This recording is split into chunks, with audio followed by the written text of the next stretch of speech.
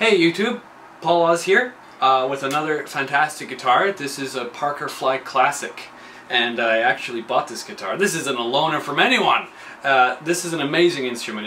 I've been looking for one of these for ages, and when I found it, the price was right.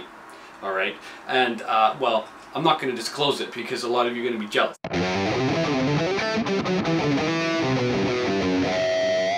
Right now I've got it on a lead tone setting because it does amazing things with leads, and that's because of the stainless steel frets.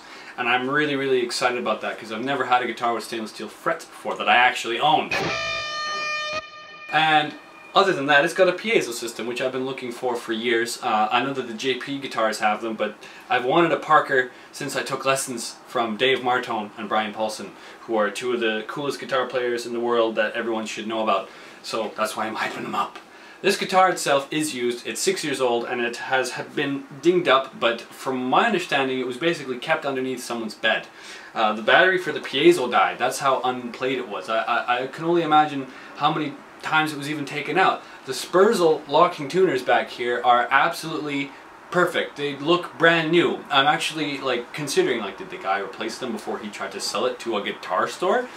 The back here is all of the carbon fiber, whereas the front, it sports I believe a spruce or mahogany, something like that. It doesn't really matter. It feels like a guitar, except it feels lightweight because, I mean, look at that.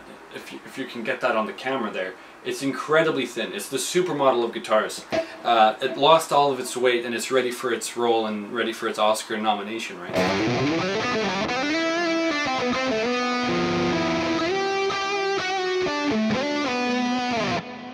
And it just sounds really sweet, and I'm a really big fan of it. So enough of me yapping. I told you roughly what the specs are. I mean, it's got the piezo and their own proprietary bridge that can very interestingly be turned into a down only, to a floating, to a completely stopped bridge, and I really love that about Parker's. There's a lot of design that went into it.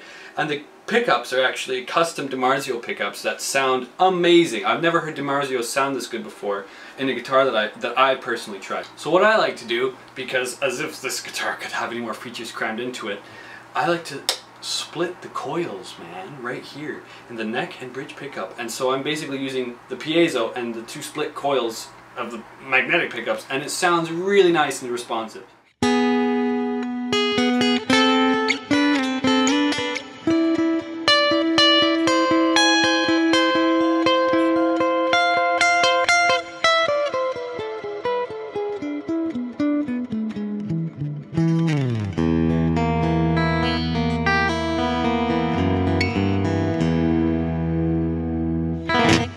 Alright, so that was the clean tone. I love it. I can play it for years. It sounds amazing. I'm going to go straight into a distortion tone. Let's just keep this short and sweet.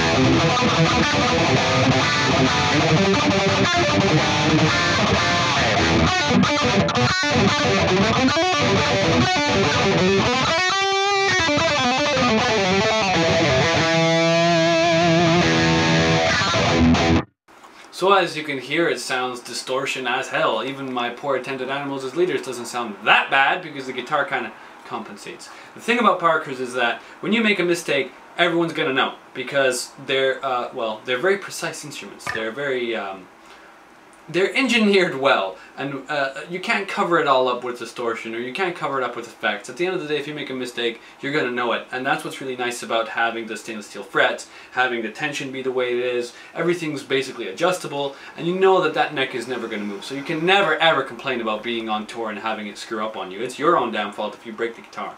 So what does it come down to? This guitar is always going to be my go-to studio guitar. In terms of playing it live, I'll be really scared if someone tries to steal it. That's literally the only concern I would ever have about playing a Parker guitar. I have always preferred the fly shape over the Dragonfly, and that's just a personal preference. And ever since I got this guitar, my other guitars have been like really angry ex-wives, so what can I say? They don't get as much love, and that's just because this is the new baby, but it's also because it just plays so well. And that's what I really like about Parker. They make really well playing guitars that are really cool, and I'll probably never sell this guitar. I don't think I will ever have a reason to. It will be faithful to me for a very long time. It's a brand new instrument as far as I'm concerned.